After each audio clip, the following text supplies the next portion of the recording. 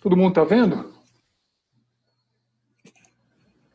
Sim, eu estou vendo. Ótimo, então. Ótimo, então. Bom, esse é o ciclo de palestras de cultura e liderança para a gestão de ativos. E essa primeira palestra eu estou chamando do despertar da consciência e o chamado para ação. Eu pretendo fazer um ciclo com 6 palestras, mediante a necessidade que eu tive o feedback ao longo do tempo, né? Eu comecei na gestão de ativos desde o início, né, lá no Brasil, participei do comitê e ainda participo, que traduziu as normas, no meu caso, o subcomitê da ISO 55001, e já falo um pouco mais da minha vida profissional. E a abordagem que eu trago para a gestão de ativos, né, mediante esses 30 anos de trabalho com gestão e liderança e cultura organizacional, é o olhar da cultura para a gestão de ativos. É um olhar onde todo mundo vê a importância, mas poucos sabem como trabalhar e despertar esse tema para que se tenha resultados significativos. Então, esse é o grande papel que eu estou trazendo aqui para vocês. Eu queria fazer uma pergunta, logo de começo, que alguns participantes fizeram para mim. Esse horário para vocês é um bom horário? Teria um horário mais adequado para as próximas palestras? Por favor, digitem aí no chat o horário que vocês acham melhor, que eu adequo. A princípio, elas todas estão marcadas para as 19 horas, mas eu gostaria de adequar conforme as necessidades de vocês. Então, por favor, escrevam aí que, como eu estou gravando, depois eu faço uma análise e disponibilizo no melhor horário. Tá? O objetivo do ciclo é cobrir todo o rol da visão de implementação da gestão de ativos por meio da liderança e cultura, desde o momento da situação atual, do estágio de maturidade atual de vocês, até o processo de implementação para chegar num estágio futuro desejado. Então, eu dividi esse processo em 6 palestras, em que o primeiro é o despertar da consciência, o chamado para ação. Depois, na segunda palestra, nós vamos ver a maturidade e como conquistar aliados. Depois, nós vamos verificar quais são as competências necessárias para seguir nessa jornada. Depois nós vamos, uma vez que a gente tomou a decisão, né, e eu vou abordar como trazer os stakeholders para a tomada de decisão, quando a gente começa o processo de implantação, como que a gente avança na jornada, sempre pensando com olhar cultura e liderança. A quinta palestra, nós vamos falar sobre as barreiras, né? São muitas as barreiras e como a gente avança. E, por fim, nós vamos falar de resultados, conquistas, aprendizados, porque se tem uma coisa que a cultura e liderança deve trazer, são resultados mais sustentáveis do que os resultados que nós conseguimos sem o foco cultura e liderança.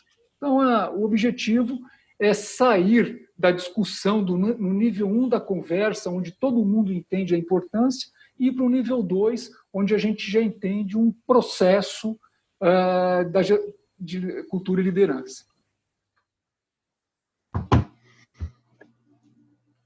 A minha proposta de valor com esse ciclo é se eu conseguir proporcionar reflexões para vocês do dia a dia de trabalho de vocês, que levem vocês a mudar qualquer coisa na atitude de vocês, na atitude das equipes de vocês, ou um insight que já vale uma mudança, para mim, eu acho que vai alcançar meu objetivo. Eu acredito, nesses 30 anos de trabalho com mudanças, né, ao longo do tempo, que quando eu comecei a trabalhar mais os processos de gestão focados em cultura e liderança, a minha carreira e a carreira das pessoas que trabalham com isso, elas tiveram um aumento de valor significativo. Eu, nesses 30 anos, participei de muitos processos de mudança, desde a mudança do mercado automotivo, né, onde foi imperativo a implantação de qualidade e produtividade para a sobrevivência das empresas. Eu participei dessa mudança de uma forma muito importante. Participei também de preparar empresas para venda, onde você trabalha com uma quantidade de pessoas numa semana, na outra semana você trabalha, muitas daquelas pessoas saíram, e como que a gente conseguiu evoluir no processo com as pessoas que lá estavam para criar motivação e engajamento. Trabalhei também em muitos processos de compras de empresa, uma pelas outras. Por exemplo, a Danisco, quando foi comprada por uma outra maior empresa, quando a unidade da Johnson vendeu a sua unidade de preservativo e teve grande impacto nos negócios, nos resultados do negócio, dos porquês disso, a implementação do Nestlé Quality System em todo o Brasil, o desenvolvimento da cadeia de fornecedores, de mais de 300 fornecedores, junto com a Mercedes-Benz, a mudança de posicionamento da Monsanto, quando ela se transformou em Bayer, quando as sementes foi carro-chefe no lugar de seeds, ou seja,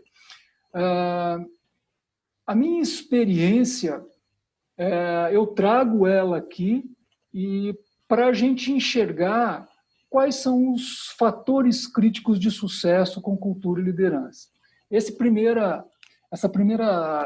evento nosso aqui tem a ver muito com a sensibilização disso, e tudo aquilo que eu falar nesses 30 minutos, 25 minutos, tem a ver com um processo que a gente usa no dia a dia das organizações. Tá?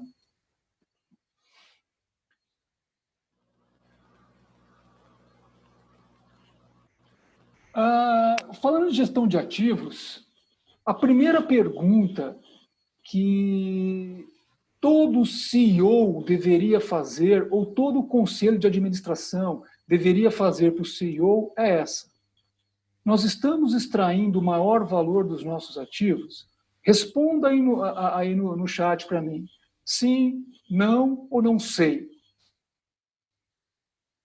Se eu não sei, que é aquilo que a maioria das pessoas responde nesses últimos 30 anos não, 30 anos não, nos últimos 10 anos de palestras e eventos, é porque existe uma grande oportunidade de eu melhorar os meus resultados com a gestão de ativos e agregar cada vez mais valor. E aí tem a segunda pergunta estratégica. Se sim, demonstre-me. Então, a alta direção, o conselho de administração, ele deveria fazer essa pergunta para nós. E aí, o que normalmente a gente faz? A gente, me dá uma semana para todo o time, junta todas as informações necessárias, desde a hora de investimentos, até manutenção, operação, até todas as informações, e leva rezando para que ninguém pergunte nada mais daquilo que que está ali no material, porque senão eu vou ter que passar mais uma semana também. Então, eu costumo dizer, numa visão estratégica, que um sistema de gestão de ativos ótimo é aquele que responde essas duas perguntas a qualquer momento para toda a parte interessada. Muito bem. Está um pouco lento aqui a passagem de slide. Aqui é o foco, né, da gestão de ativos físicos, né? A gestão de ativos serve para o sistema de gestão de ativos atual serve para qualquer tipo de ativo, mas nós estamos focando no ativo físico. Então aqui mostra a interação, que o ativo físico ele não gera valor por si só. Ele tem interações com vários outros tipos de ativos, e aqui mostram 4 principais: os ativos humanos, que é o foco da nossa conversa, os ativos de informação, os ativos intangíveis, como marca, reputação, etc., e os ativos financeiros, porque os ativos físicos geram valor para os ativos financeiros ajudam a gente a investir, a reduzir, a comprar equipamentos, componentes, enfim, para manter os ativos em todos os seus ciclos de vida. Essa é uma visão bem legal que mostra que os ativos físicos têm uma interação. A visão atual do sistema de gestão de ativos, só para alinhar conceitos iniciais, né, porque nós estamos com uma equipe bastante heterogênea nessa live, mostra o seguinte: se eu tenho os objetivos estratégicos da minha organização, quaisquer que sejam eles, a pergunta que eu tenho que fazer para começar a trabalhar a gestão de ativos é: como extrair o maior valor dos meus ativos? Para extrair o maior valor dos meus ativos, eu tenho que ter um sistema de gestão ótimo e sustentável, proporcionando excelência em todo o ciclo de vida. Desde a hora que eu adquiro ou crio um ativo, até a hora que eu utilizo, mantenho, até o final da vida econômica ou vida útil desse ativo. O grande convite é sair desses triangulinhos aqui que são silos e ir para um processo fluido, aonde esses processos se conversam de uma forma fluida. Esse é um dos principais desafios com essa nova abordagem da gestão de ativos, fazer os processos fluírem. Eu já vou mostrar as vantagens disso. Qual que é o cenário atual, né? E sempre o cenário atual, eu vou estar falando da maioria das empresas que eu conheço e que as pessoas que estão trabalhando dentro dessa modelização também conhecem, porque, afinal de contas, a gente discute muito nesses últimos anos. O cenário atual mostra o seguinte: se eu tenho as partes interessadas, quer sejam elas acionistas, agentes reguladores para quem trabalha no ambiente regulado, colaboradores, fornecedores, quaisquer que sejam elas, clientes diretos, eu tenho uma série de processos ou de áreas que trabalham de forma meio que separada. Eles não estão alinhados para mostrar agregação de valor nesse processo. A área de investimentos, ela carece de informações da área de operação e manutenção para uma tomada de decisão melhor. A área de patrimônio também carece de dados, de informações para ela capturar a parte patrimonial e o retorno sobre o investimento que ela captura. A gestão de custos está sempre correndo atrás dos custos que nós estamos consumindo como despesas de OPEX na operação.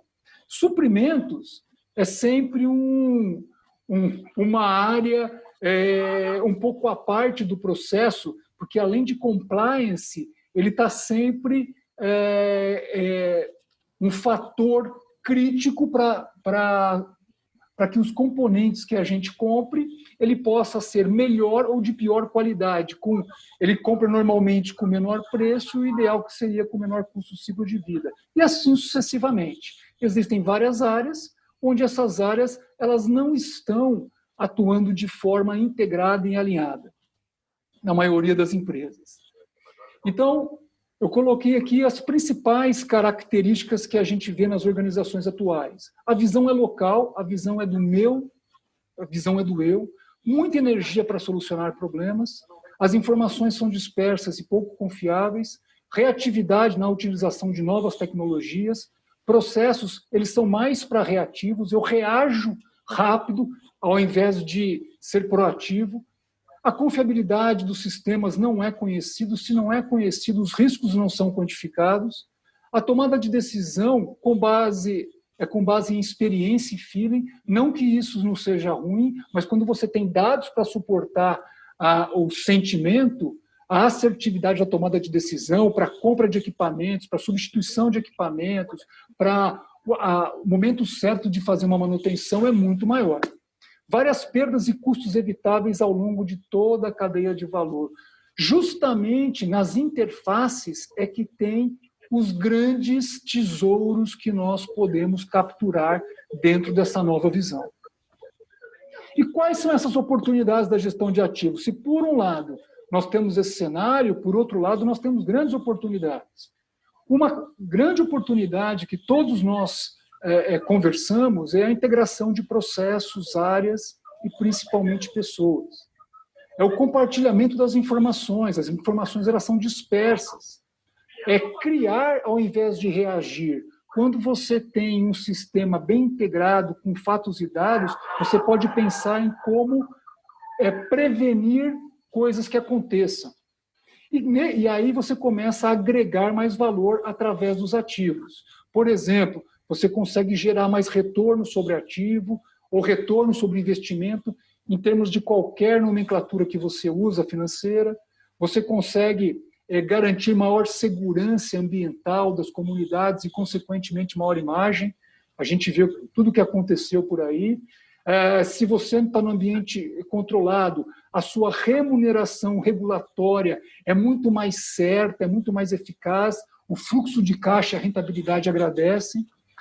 Existe uma maior disponibilidade e custo adequado para os clientes, uma redução de passivos ambientais e provisões jurídicas por conta dos problemas existentes oriundos disso, que é um buzilhão de dinheiro em relação a isso. Muito bem. Para colaborar com isso, existem os fundamentos da gestão de ativos. Essas oportunidades, a gente tenta capturar elas dentro de uma visão de gestão. E eu vou mostrar para vocês que essa visão de gestão ela não basta, né? Então, essas oportunidades, quem enxerga, tenta abordar conforme gestão, mas ela não basta. E eu vou mostrar para vocês por quê.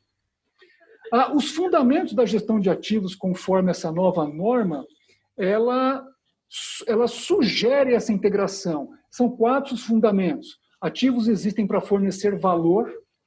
Então, a gente precisa identificar qual que é o valor para as partes interessadas, e cada parte interessada tem uma necessidade.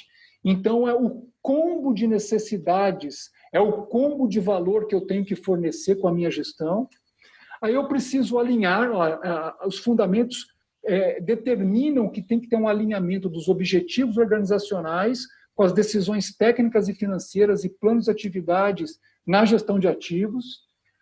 Os fundamentos mostram que a liderança, ela que tem que fazer, impulsionar os processos, criar os ambientes para que as coisas aconteçam. E os ativos têm que fornecer garantia, porque quanto mais você garante a operacionalidade dos seus ativos, mais você gera resultado e reduz riscos, que tem que ter o propósito requerido para isso. Então, tudo isso junto, eu tenho que enxergar naquele demonstre-me, quando eu olho para um sistema de gestão de ativos que está evoluindo da situação atual para a situação futura. E aí a gente começa a entrar na seguinte questão. Eu não consigo fazer uma evolução com base nesses fundamentos se eu só trabalhar em estratégias e planos, como a maioria das organizações fazem atualmente. Por quê?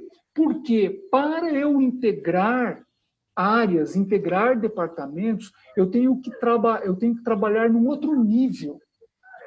Existem 3 mudanças fundamentais que estão sendo discutidas hoje na alta esfera da aprendizagem mundial. Nós só vamos mudar da situação atual, quer seja ela da pandemia, quer seja ela de qualquer situação, se a gente mudar essas 3 formas fundamentais. A forma como nós pensamos e agimos, e eu vou explorar isso muito ao longo da jornada, vou dar exemplos reais, né? Mas se eu penso, por exemplo, que a minha manutenção tem que voltar mais rápido possível,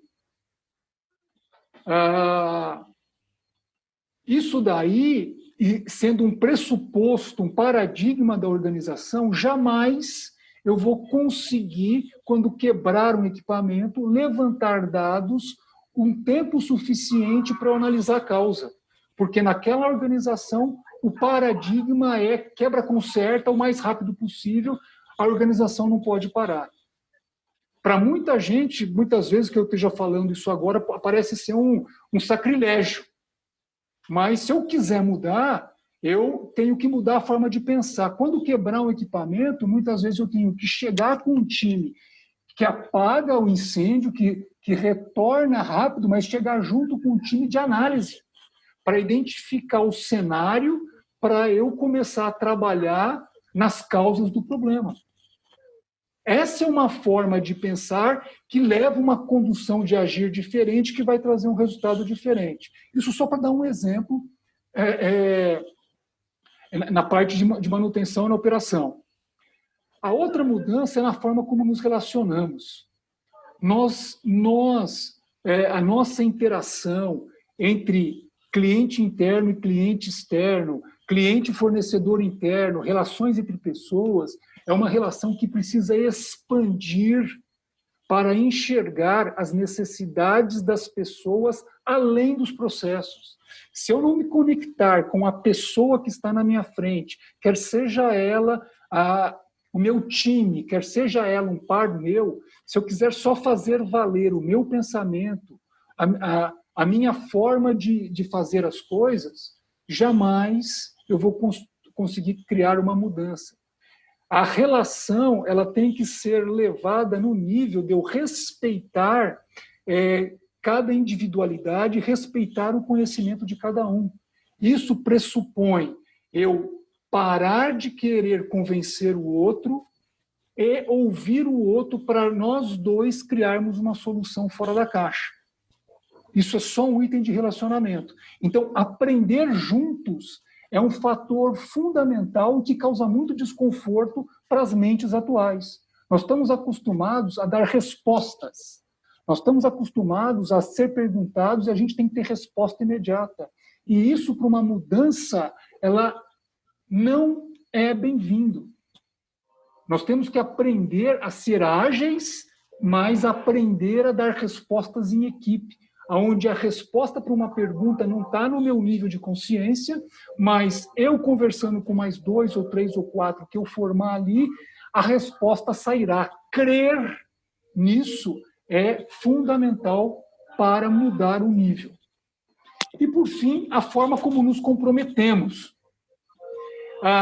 Hoje, o comprometimento das pessoas está muito mediano, por uma série de circunstâncias que eu vou tratar ao longo da jornada, mas vocês hão de convir comigo que o comprometimento está mais para o arroz com feijão.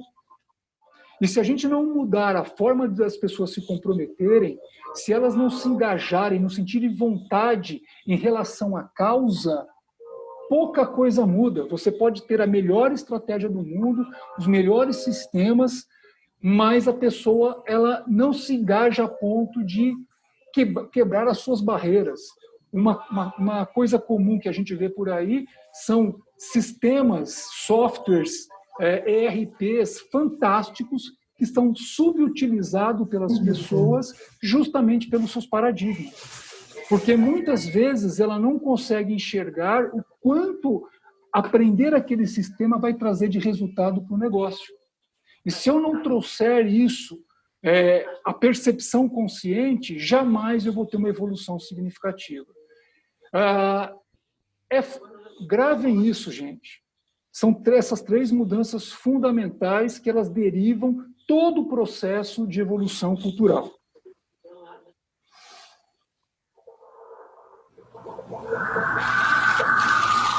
Aí aparece a ISO 55000, para que a gente use ela como plataforma, como arquitetura de mudança da implantação de um sistema de gestão, onde ela mostra todos os elementos e todas as interações.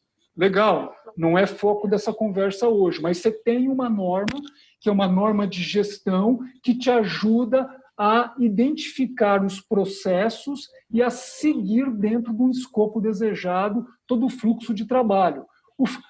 A espinha dorsal desse fluxo é o seguinte: eu tenho objetivos e planos da minha organização, eu crio a estratégia de gestão dos meus ativos, ou seja, aonde que eu tenho que investir, quais são os ativos principais que eu tenho que monitorar, quais são os sistemas de informação que eu tenho que extrair comunicação, e assim sucessivamente eu crio uma estratégia com objetivos para gerar valor para todas as partes interessadas, desdobro isso em planos para todos os processos do ciclo de vida, implemento esses planos dentro do meu portfólio de ativos, meço 3 dos principais saídas da gestão de ativos, que é disponibilidade, risco e custo, e meço o resultado da satisfação das partes interessadas. Esse é o construito pensando em gestão, pensando como um homem em gestão. Muito bem. Aí vamos implementar. Quando nós vamos implementar, o cenário que eu encontro no mundo, e no Brasil não é diferente, é isso daí, ó, 99%, só para não dizer 100%, das implementações, o foco está no processo.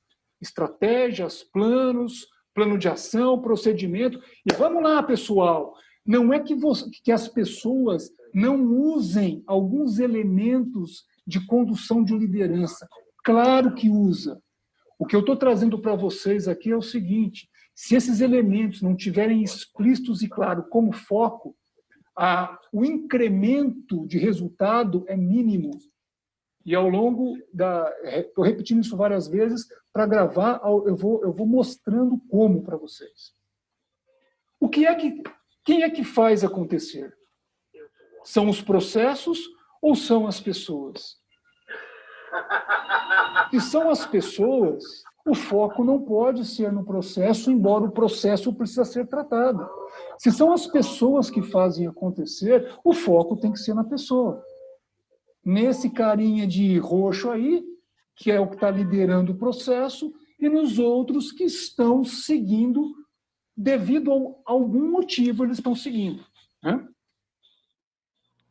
E aí eu já começo a mostrar a visão com foco em pessoas. Aquele contexto onde os ativos físicos eles são o coração do negócio, eles continuam no coração, mas por trás deles estão os ativos humanos. Os ativos do humano, dentro dessa visão, é que potencializa os ativos físicos, e aí a troca de valor com os outros ativos ele é muito maior, dentro de uma cultura. Porque o que é a cultura sem definições clássicas, mas com uma definição prática? Cultura é aquilo que a gente faz no nosso dia a dia. São os nossos rituais de desempenho, são as nossas práticas diárias, são as reuniões diárias de segurança, são as práticas que eu faço com a minha equipe, são a forma que eu tomo decisão, a forma como eu lido com os meus fornecedores. O jeito de eu pensar e agir no dia a dia é que faz a minha cultura ser estabelecida. Os resultados de vocês hoje são por conta de uma cultura estabelecida. E enxergar que cultura é essa é fundamental para a gente evoluir, que é o tema da próxima palestra. O foco é o ativo humano, para ter resultado no ativo físico. E aí vem uma outra pergunta, a pergunta estratégica para ativo humano. Como liderar um processo de mudança cultural para a gestão de ativos e alcançar resultados sustentáveis para todas as partes interessadas? Porque resultado alcança, gente, sem foco em liderança cultura. Eu vejo muitas empresas que estão trabalhando 6, 7, 8 anos com a evolução da gestão de ativos e tem conquistado resultado. Mas muda um gestor, muda um procedimento, vem uma diretriz de cima, os resultados caem. Isso acontece. Os resultados são muito à custa de comando e controle, comando, controle, comando e controle. Dezenas e dezenas e mais dezenas de reunião de desempenho e discussão que aquilo não deve ser, aquilo não deve fazer, não é verdade? Se uma coisa importante que o trabalho com liderança e cultura traz é parar com isso. É ir mudando de controle, comando e controle para compromisso e responsabilidade. E aí vem uma frase que todos nós conhecemos, mas pouco de nós fazemos, só de vez em quando. Nós não podemos resolver os mesmos problemas seguindo o mesmo tipo de raciocínio quando os adotamos. Não dá. Eu vou ter só resultados incrementais. E aí vem o diamante. Se eu quero resultados, realizações, aprendizagem realmente e uma evolução, eu não só tenho que trabalhar com dados, procedimentos, informações, processos, simulações de cenários, projetos, modelos de confiabilidade, modelos econômicos, estratégias e planos, mas também trabalhar a liderança, trabalhar o propósito. Para que nós estamos fazendo isso? Com base em que valores e virtudes? Nós estamos caminhando para onde? E aí você precisa construir confiança entre as pessoas. Uma vez eu confiando no meu superior e confiando na minha equipe, confiando nos meus pares, eu começo a ter vontade de fazer, porque eu sinto que vai existir um propósito pessoal conectado ao propósito do negócio. Para que serve a bendita gestão de ativos para mim? Se não for para melhorar o meu sábado e domingo, continuar vindo aqui e apagar incêndio, se não for para melhorar o meu potencial crescimento organizacional aqui ou fora daqui, se não for para eu melhorar a minha cultura, o meu conhecimento, a minha competência, para que existe, então? Só que ninguém fala isso. Por quê? Porque provavelmente não há espaço para esse tipo de conversa nas organizações, ou provavelmente a confiança ainda não foi estabelecida a ponto de começar essa conexão de propósitos. Porque quando eu enxergo o propósito meu com o propósito do negócio, deu uma vontade de fazer acontecer. Aí eu me engajo na causa, aí eu me comprometo e assumo responsabilidades. Aí o que vier pela frente, se eu tiver que andar de bicicleta de uma roda para fazer a coisa acontecer, se eu tiver que ficar mais 5 minutos para passar o turno melhor para fazer acontecer, se eu tiver que, além de fazer a minha intervenção, eu registrar certinho para fazer acontecer, eu sei do porquê que vale a pena isso. E trabalhar embaixo dessa superfície é o fator crítico de sucesso para que o que esteja acima da superfície aconteça.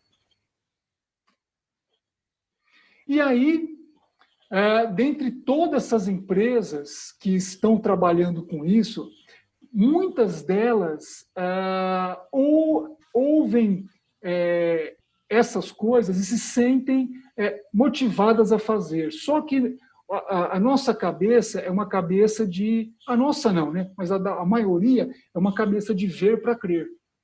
Então, embora as organizações tenham práticas em alguns lugares que leve a liderança, a cultura à frente, muitas vezes você tem um gestor dentro da sua organização que é um cara que tem isso nato dele. E você percebe resultados na área dele. Mas você não tem isso sistemicamente, as organizações estavam tateando. Até que, no início desse ano, a Sabesp, mais especialmente a Metropolitana Oeste, que congrega 3,5 milhões de clientes na sua rede de distribuição de água e esgoto, resolveu encarar de frente o trabalho sistêmico com liderança e cultura.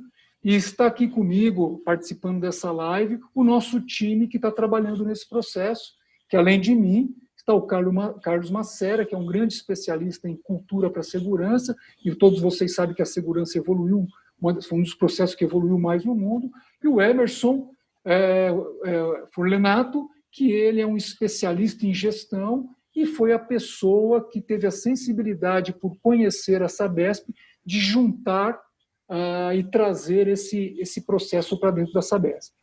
Então, nós estamos chamando isso de mais cultura na gestão de ativos, por isso que eu trouxe o logo, né, para mostrar para vocês, de uma máxima, um arquétipo que a gente trabalha é justamente liderança, gera ambiente, que molda comportamentos, que define resultados. Gravem isso. Por que a liderança é importante? Porque ela gera o ambiente. Se ela não gerar um ambiente transformador, os nossos comportamentos se mantêm estáticos. E esses comportamentos mudando, isso vai impactar nos processos e os resultados serão outros. Como moldar o ambiente é fruto das nossas discussões ao longo do tempo. A gente trabalha nessa sustentação da casa, na liderança visível, porque o seu comportamento tem que ser visível e observável, no aprendizado em equipes, no coaching, na mentoria das pessoas que estão no processo de mudança, porque é um processo da forma de pensar e agir, nos comportamentos críticos, porque não se muda todos os comportamentos do dia para a noite, os comportamentos críticos são aqueles que vão estar ligados à estratégia da gestão de ativos e trabalho e engajamento. Isso leva a uma excelência que leva a resultados sustentáveis. O nosso foco de atuação são nesses pilares. E aí, parafraseando Sócrates, eu preciso me desprover de que eu sei tudo para começar a aprender olhando e ouvindo os outros. Então, essa frase é uma frase que permeia todo um processo de aprendizagem em equipe. Aqui tem uma mandala da evolução, que eu vou levar ela ao longo do tempo, aqui só para mostrar para vocês se eu quero criar o futuro que eu gostaria e alcançar o resultado e evoluir cada vez mais, porque quando a gente fala em gestão de ativos, resultados sustentáveis, a gente está falando de uma interação harmônica com todas as partes sustentáveis. A evolução social, através dos produtos e serviços que eu vendo por meio dos meus ativos, ela tem que ser natural. Ela é o estágio superior de evolução. É o nível 4 de maturidade dentro de um processo de gestão de ativos. Então, eu tenho que estabelecer estratégias e planos. E essas estratégias e planos passam pela seguinte construção. Quais são os valores pretendidos para as partes interessadas? Defina quais são. Que resultados eu preciso ter no meu portfólio de ativos? Quais processos que eu tenho que ser excelente? Como que eu tenho que desenvolver e valorizar pessoas? Esse é o arquétipo de construção da estratégia de gestão de ativos. E aí, como você implementa isso? Liderando por propósito e visão. Dentro da cultura. Aí você tem todo um ciclo de variáveis que você mede ao longo da evolução, que nós medimos ao longo da evolução, né?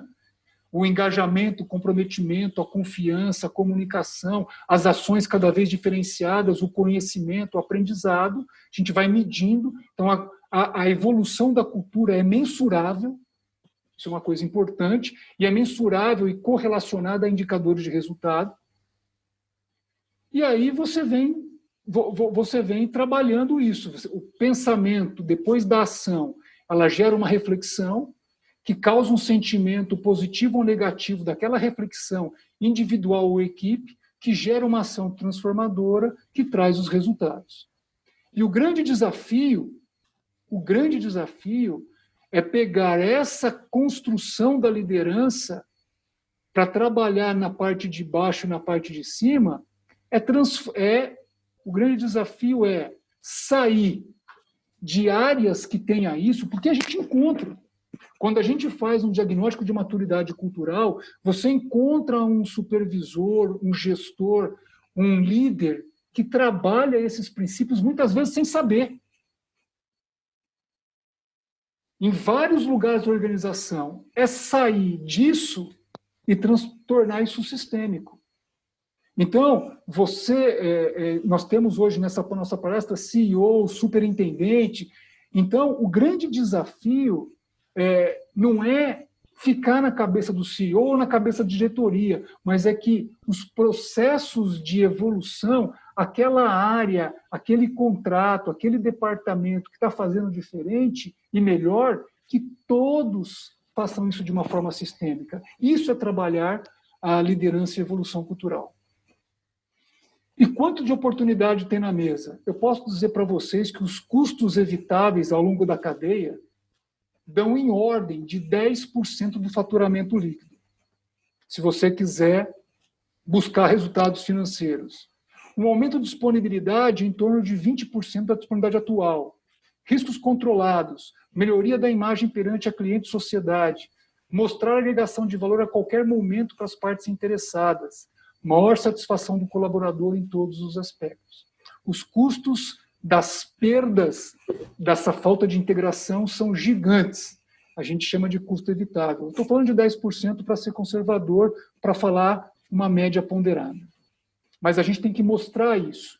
O trabalho com liderança e cultura, ele está muito mais perto de alcançar esses resultados do que o trabalho simplesmente com a gestão. A gestão ela faz parte desse processo, mas não é ela como foco, é ela como meio. E finalizo com o que Aristóteles disse, que o ignorante afirma, o sábio, ele duvida, o sensato, ele reflete. Espero que esses 40 minutos causem uma reflexão muito boa em vocês. Na segunda palestra, que será no dia 16, eu começo a pegar essas oportunidades e entender essas oportunidades dentro do estágio de maturidade cultural que as organizações de vocês podem estar. Vou falar dos 4 estágios de maturidade, como a gente faz esse diagnóstico. Vou até fazer um diagnóstico rápido com vocês, verbal, para a gente entender, e vou mostrar como a gente consegue aliados para esse processo de mudança.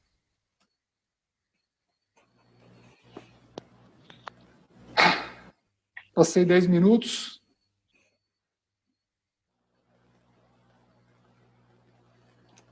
Por favor, pessoal. Perguntas? Parabéns. Excelente apresentação, cara. Muito bom. Parabéns, cara. Obrigado. Eu tenho algumas perguntas que me fizeram aqui quando se inscreveram, mas eu gostaria pelo menos de ouvir uma ou outra pergunta de vocês aí nesses 15 minutos, antes de eu entrar em algumas perguntas. Se eu não conseguir responder agora, eu vou responder essas perguntas de novo gravadas e mando para vocês, sem problema. Então deixa eu fazer uma aqui. Vou puxar a fila. Como é que a gente consegue sair desse mundo nosso, né, de gestão, igual você falou, né? Porque a tendência é o quê? Eu estou no processo aqui de iniciar isso tudo na Vale aqui no Norte, e quando a gente começa a conversar, é sempre, cara, o que nós vamos revisar, o que nós vamos estabelecer, o que a gente vai fazer, isso, que coisa aquilo, né? Que é muito mais palpável, é o mundo que a gente vive, né? Todo mundo vive, né? E para virar essa chave do que você comentou aqui, assim, tô entendendo que vai ser na próxima palestra, né? Eu tô meio ansioso, mas assim, é um negócio que não é tão fácil, pelo menos no nosso dia a dia, né? Como engenheiro, como gestor e tal, é um negócio complicado de assumir. Então, assim, uma sugestão de como é que a gente consegue, já de antemão, rápido não, né? De uma forma inicial, começar a ver essa chave, entendeu? Tipo, André, tem diversas ferramentas e eu vou apresentar ao longo do tempo várias ferramentas. Uma delas é a pergunta certa. Eu vou te falar uma, o pessoal da Sabesp me permite no diagnóstico de maturidade cultural que a gente estava fazendo, nós encontramos o encarregado. O encarregado é como seria o supervisor aí na Vale, tá? Ele trabalha focando o time de operação. Mas ele é um supervisor que trabalha muito mais com a operação. Ele conseguiu resultados significativos, são fornecedores que trabalham, que eles chamam na vala, trabalha lá no chão de fábrica, mudando, ele falando para nós, mudando a pergunta. Ele, ao invés de perguntar assim, como que a gente faz para sair mais rápido daqui, o que a gente tem que fazer para nunca mais voltar aqui? Ele falou que essa pergunta mudou, os caras deram um clique na cabeça e começaram a fazer processos melhores de manutenção para não voltar mais lá. Isso mudou significativamente o resultado dele. Indo para o seu lado, quando você junta as pessoas, a pergunta primeira não é o que nós temos que fazer, é o que nós queremos com isso. Então, se você conseguiu trazer uma equipe para trabalhar a gestão de ativos, a primeira pergunta é: o que nós queremos com isso? A segunda pergunta é: o que eu ganho com isso? A organização ganha com isso e as demais partes interessadas ganham com isso. Se você abrir o espaço para cada um pensar e responder e refletir, aí você tem ferramentas de reflexão. Você pode criar um grupo de diálogo e extrair daí, você está extraindo de uma forma inversa as necessidades e expectativas das partes interessadas. E quando eu me enxergo no processo, aí a segunda pergunta é: o que eu tenho que mudar? Já tem uma outra conotação. Eu vou só me policiar para não ficar respondendo mais longamente, mas muda a pergunta. Muda a entrada que você muda a saída. Se eu estivesse falando de energia elétrica. Né? Ok? Respondi?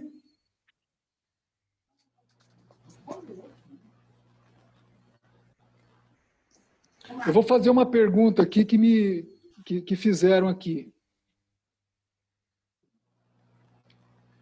Fizeram uma pergunta assim: qual a maior contribuição do RH para a melhoria dos resultados e clima num cenário de manutenção com alta demanda de corretivas, muita pressão, sobrecarga, escassez de recurso, crise financeira e, consequentemente, uma equipe desmotivada? Sinto que os líderes não sabem mais o que fazer. Então, eu vou parafrasear o Carlos, que é um dos meus companheiros de jornada aí. Primeiro, você respira fundo. Se você pegar esse grau aí, você não vai resolver nada. Todas as vezes que nós estamos num grau acelerado de pensamento, a gente não consegue criar, não consegue inovar, a gente não vê saída. A gente tem que desacelerar. Por isso que os gestores de crise são pessoas calmas, justamente por conta disso. Porque quando você diminui a frequência vibratória da sua mente, a mente abre para soluções de problema. A primeira coisa que eu diria para o RH é: fique junto. Então, as organizações reclamam muito que o RH ele não está junto agregando o valor das operações. Quando você está junto, você, ao invés de ouvir os problemas dos processos, ouça os problemas desses seres humanos que estão atuando nos processos. E procura criar um ambiente de reflexão e aprendizado. Hoje, os nossos ambientes são ambientes de análise de desempenho. Eles têm que continuar acontecendo, mas é só esse. Você entra numa sala, mostra resultado, as pessoas cobram resultados, faz uma brincadeira aqui, outra ali, pergunta uma coisinha aqui, outra ali, antes de começar, mostra resultado, mostra plano de ação, quando mostra, levanta e vai embora. Ninguém reflete. Momentos de reflexão, momentos de diálogo devem ser criados para uma empresa que quer aprender. Esse é um ritual que tem que ser estabelecido, tem que ser aprendido pelas lideranças. O Emerson quer fazer uma pergunta? Tico, é o seguinte, Você falou sobre liderança, meio ambiente, comportamento que determina os resultados, né? Nós estamos atravessando um momento muito crítico, né, no mundo, no meio ambiente. Esse mundo muvuca que literalmente virou de cabeça para baixo, de cima para baixo, retorcido. E isso é muito importante. Como tratar de mudança agora nesse mundo muvuca? Beleza, a sua pergunta, que eu já tenho duas perguntas nessa linha também lá no time, já vou. Como tratar do ambiente de mudança? Emerson, nós estamos vivendo um ambiente de mudança e todos nós estamos tendo resultados bastante interessantes, pelo menos daquelas pessoas que eu conheço. Aquele impacto inicial do medo de ruptura dos negócios, ele se transformou para mais produtivo. É claro que estamos sentindo falta de alguns contatos, porque o contato pessoal é igual cinema e televisão. Nunca vai deixar de coexistir e é importante, mas nós nos tornamos mais produtivos. Nós nos adaptamos e adaptamos muitas vezes para melhor. Então, nesse caso, o ambiente, né, não teve uma liderança, mas o ambiente pressionou que nós mudássemos o comportamento. Esse mostra um exemplo de que uma pandemia vem, uma crise financeira, uma crise hídrica, qualquer outras crises que vieram, né? Como eu disse para vocês, quando o Collor abriu o mercado, nós tivemos uma crise no setor automotivo que as pessoas não sabiam por onde ir e tiveram que se adequar à qualidade e produtividade. E crises virão. Saber se adequar a esses processos, sermos ágeis e conversar como conectar, após tudo isso aconteceu. CEOs, diretores se juntaram, como que nós vamos fazer, o que nós vamos fazer, e rapidamente se adequaram nessa condição. Então, acho que o importante agora é refletir, porque muitos não refletem, só se adequam, melhor e não refletem. O que trouxe de bom essa mudança na pandemia? Que comportamentos nós mudamos que vai ser bom para nós e para os negócios? Algumas empresas já começaram a ver, por exemplo, que trabalhar em casa é algo que vai valer a pena, vai ficar para o futuro. E o que mais?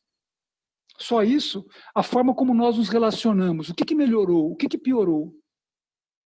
Por exemplo, uma coisa que eu digo, aqueles bate-papo no cafezinho, aqueles diz-que-me-diz-que, pararam.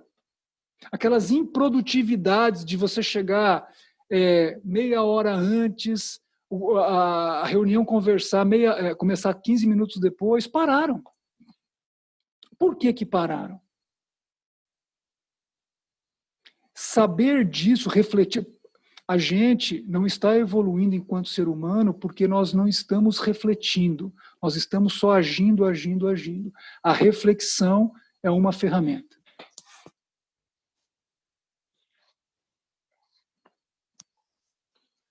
Fazer mais uma pergunta daqui. Boa.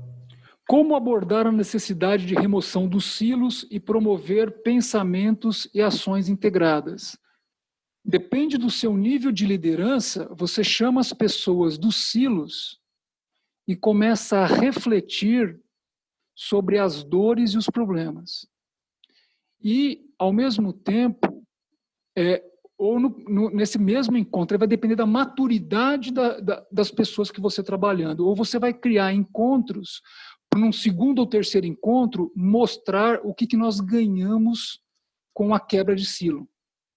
E sempre deixando as pessoas exporem. Você tem que criar confiança. E tem ferramentas que criam confiança. Porque se você é uma pessoa que nunca fez isso, se você chamar a primeira vez as pessoas e começar a perguntar, ninguém vai abrir a boca. Isso é uma tônica de que não há confiança. Sei lá o que ele espera que eu fale. E muitas vezes as pessoas entram mudas e saem caladas você acha que compreendeu, mas não compreendeu, simplesmente ela não quer se expor, ela tem medo de se expor, porque o ambiente, a liderança não criou um ambiente de exposição. E por mais que o cara puxe, não sai nada. Então ele tem que primeiro trabalhar a confiança para as pessoas se expressarem.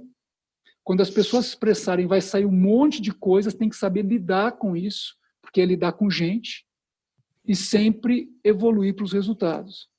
Então, por exemplo, nós sabemos que se a gente tivesse as informações integradas para a tomada de decisão, a gente teria muito mais captura pelo patrimônio de ICMS, de PIS/COFINS. Aqueles problemas ambientais que nós temos, que o jurídico deixa lá nos prováveis, eles poderiam reduzir sobremaneira e aumentar o nosso lucro.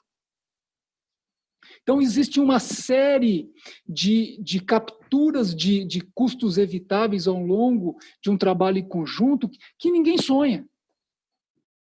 Os trabalhos em que a gente juntou lideranças de operação e manutenção para falar de patrimônio, para falar de jurídico, para falar de custo financeiro, com a linguagem deles, foi maravilhoso. Eu vou dar exemplos de como isso acontece nas organizações. Teve um workshop que nós fizemos de aprendizagem em equipe, que a decisão do time evitou um custo de passivo em torno de ativo de 2 bilhões de reais. Só porque a área de TI deu permissão para a área de manutenção cadastrar, usar bomba, turbina, ativos que eles compravam por OPEX que deveriam ser comprados por CAPEX. O processo estava errado, mas a área de patrimônio ela não conseguia ver dentro do SAP deles. Bastou o gestor de TI dar a oportunidade para abrir a tela para manutenção, cadastrar, e eles entenderam o porquê, o propósito, que naquele momento o que era passivo de 3 bilhões foi capturado. São essas coisas lindas. Então, ao invés de eu chegar lá, eu como manutenção, eu como operação, levar o meu ganhozinho, por maior que seja, se eu junto um time, sento com a minha autodireção e falo assim, os ganhos possíveis são esses, e nós vamos buscar junto, é medalha para todo mundo. Se eu pensar em medalha para mim, e eu penso, né? É um estágio natural do desenvolvimento humano, é eu pensar o que eu ganho com isso, mas eu ganho muito mais trabalhando em equipe do que trabalhando dentro da minha área, que já deveria trabalhar em equipe. Então, quando a gente consegue discutir isso e o time chegar a essa conclusão, aí você começa o processo de engajamento, mas eu vou detalhar isso quando eu for falar de maturidade, quando a gente enxergar a maturidade, enxergar onde a gente se encontra e como constrói esse ambiente, o primeiro ambiente, um ambiente para juntar esse time. Porra, Vitor. Ô, Tico. Oi. Isso que você está falando aí agora, a narrativa aí, ela me remete a pensar em processos, né? E interação de processos. Se realmente a gente tivesse as empresas trabalhando por processos e olhasse as interações desses processos, eu acho que a gente teria uma gestão muito mais efetiva, não? Perfeito, Bonatti. Agora, se pergunte por que essas empresas que sabem disso, elas não conseguem até agora. Esse é o meu convite à reflexão. Por que elas não conseguiram? Elas sabem disso. A maioria das empresas que estão aqui sabem disso. A maioria de nós aqui, eu tenho certeza que sabe disso. Por que a gente não consegue evoluir? A causa... Eu acho que aí volta numa dos seus slides, né? Volta num dos seus slides lá que está eu, né? Isso. Nós, todos, né? Isso. Eu acho que não conseguem porque está olhando o próprio umbigo ali, não está olhando a organização como um todo. Isso. Ô, Bonatti,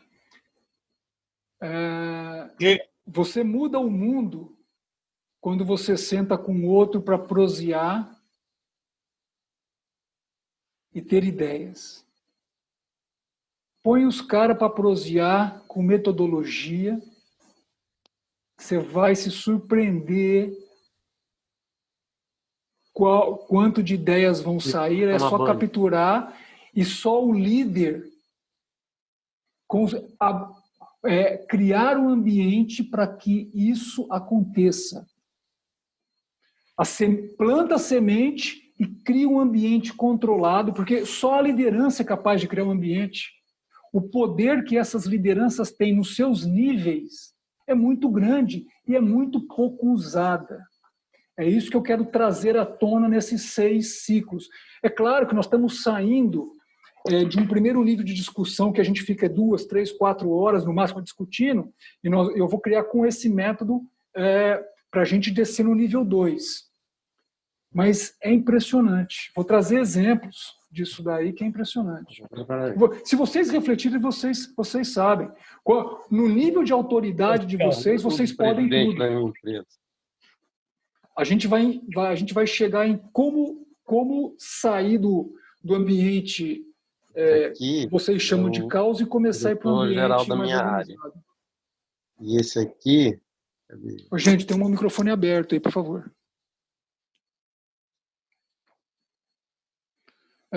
Pessoal, eu não quero... eu estou bem com o meu tempo aqui, mas está previsto até às 8 horas. Então, fiquem à vontade. Deixa eu só dar mais... Para quem tiver que sair, deixa eu só dar mais alguns avisos. Quem quiser ficar mais um pouquinho, eu estou aqui sem problema algum. Deixa eu só dar mais uns avisos aqui. Essa palestra está sendo gravada, eu vou disponibilizá-la para assistir quantas vezes quiser, porque se faz sentido, cada vez que assiste tem uma reflexão. Também, depois que eu disponibilizar, vou fazer uma edição mais curta dos pontos mais críticos e disponibilizar também. E dia 16, né, terça-feira que vem, é a outra palestra. A princípio está às 19 horas, vou ver o resultado do que vocês falaram e vou comunicar nas mídias sociais. E aí nós vamos seguir avançando a maturidade, tá? Você vai disponibilizar por onde, tipo? Tem ideia? Pelos mesmos... Você está falando o conteúdo? Vou disponibilizar no meu site, vou disponibilizar no YouTube, vou criar um link. Do mesmo jeito que vocês acessaram a palestra e se inscreveram, vocês vão ter acesso a esse conteúdo. Me dê um dia ou 2 para eu disponibilizar e já disponibilizo para vocês. Mandem e-mails para mim, né? Vocês receberam um e-mail meu para entrar. Se vocês tiverem algumas dúvidas ou algum feedback, isso vai me dar insumo para, independentemente das palestras, eu ir gravando exemplos e sugestões e disponibilizando para vocês também. Tá? Ok. Chico. Pois não? Como que você enxerga que vai ser essa relação entre as pessoas nesse período aí pós-pandemia? Porque o brasileiro, por si só, ele é muito dessa questão do contato físico, de você estar perto das pessoas para poder, assim, ter essa influência, totalmente estar próximo. É claro que essa pandemia mudou essa relação das pessoas, né? E a gente não sabe o tanto que isso vai mudar quando a pandemia passar. Como que você enxerga isso? Como que vai ser esse novo perfil de liderança? Como que você acha que vai ser esse ajuste cultural nesse período pós-pandemia? Ô, Leonardo, eu não tenho essa resposta. Eu estou construindo essa resposta ao longo das perguntas que eu faço para as diversas pessoas. Eu faço isso... Você é um cara bem perspicaz, né? Então, você provavelmente já está juntando várias respostas dessa e vai criar a sua, tenho certeza disso. Eu acredito que vá coexistir os dois mundos. Se você olhar do ponto de vista custo, trabalhar em casa para as organizações é muito mais barato.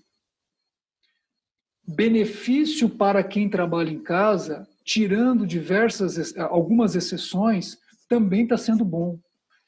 Principalmente nas grandes cidades em que o custo do deslocamento, o estresse do deslocamento é grande.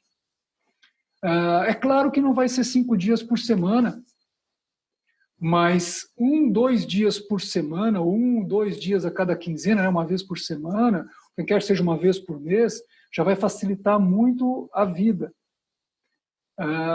E o que deveria acontecer, e que já está acontecendo com alguns líderes que têm essa cabeça, essa visão de futuro, é sentar com as suas equipes e começar a fazer pergunta.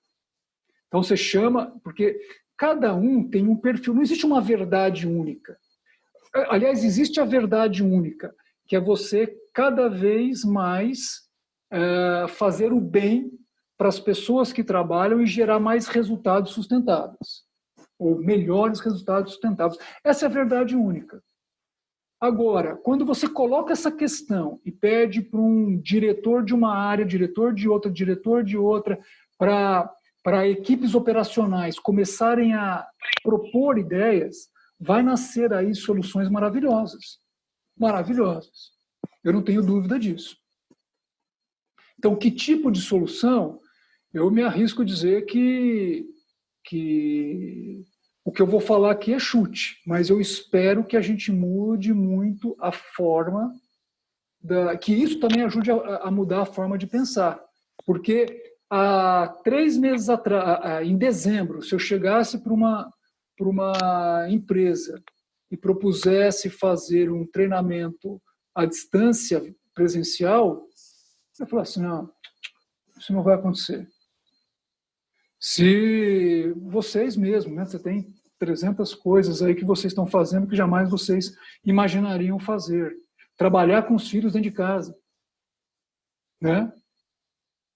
Trabalhar e o multitrabalho, né? Hoje o superintendente, numa reunião nossa, né, o Virgílio e mais da Sabesp tiveram uma reunião nossa, antes de começar, o superintendente da Sabesp, ele falou assim para mim, olha, esse trabalho meu dentro de casa, eu sei a diferença muito bem entre custo de uma ajudante e o valor de uma ajudante. Antes eu via custo, hoje eu vejo valor. A primeira coisa que quando ela voltar, o que eu vou fazer é verificar se eu vou agradecer ela e talvez propor um aumento para ela. Então, meu amigo, o que é valor? Essa é uma outra pergunta muito importante. Gente, o que nós aprendemos com essa pandemia? Cada um fala, anota os principais tópicos. O que é valor para cada um de nós? Junta os grupos, foco, e o que é valor para cada um de nós? Então, o acionista vai falar assim, ó, faz qualquer... Antes ele falaria assim, ó, cuidado com isso. Agora, hoje faz qualquer coisa, mas me traz mais resultado. Mais resultado. O que é valor para o colaborador? Pergunta para ele, não fica adivinhando, não. Chama ele junto, pergunta. Aprende a trabalhar, aprende a perguntar, né? Sócrates. Causa desconforto, nós estamos acostumados com resposta, temos que acostumar com perguntas. Enfim, deixa eu fechar um pouco essa conversa, porque ela é muito longa, Leonardo.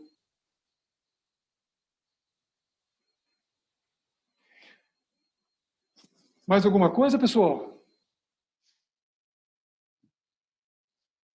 Que horas é o jantar? Assim que a gente acabar aqui. Obrigado, cara. Preciso sair. Gente, muito obrigado. Espero vocês no próximo. Vocês agregando valor, vejam as outras pessoas, porque eu acho que isso daqui, como eu disse para vocês, tem um propósito pessoal com vocês que eu falei no começo, mas o que me motiva é a gente poder transformar a nossa indústria, principalmente a brasileira. Isso causa muito mais produtividade para a indústria e muito mais satisfação para as pessoas. É isso que me motiva. Então, vamos junto aí. Obrigado. Obrigado, Tico. Até mais. Obrigado, Tico. Parabéns aí pela exposição. Obrigado, Virgílio. Grande abraço para Parabéns, vocês. Chico. Muito boa, viu? Obrigado, Muito boa palestra. obrigado, Adriano. Um abraço. Um abraço Parabéns, aí. Chico. Até mais. Legal. Feedbacks podem escrever para mim, que eu melhoro para a próxima. Maravilha. Parabéns, Chico, e parabéns aí pela palestra. Obrigado, gente. Espero que tenha agregado. Falou, um abraço, Chico. Grande Bruce, meu amigo, um abraço.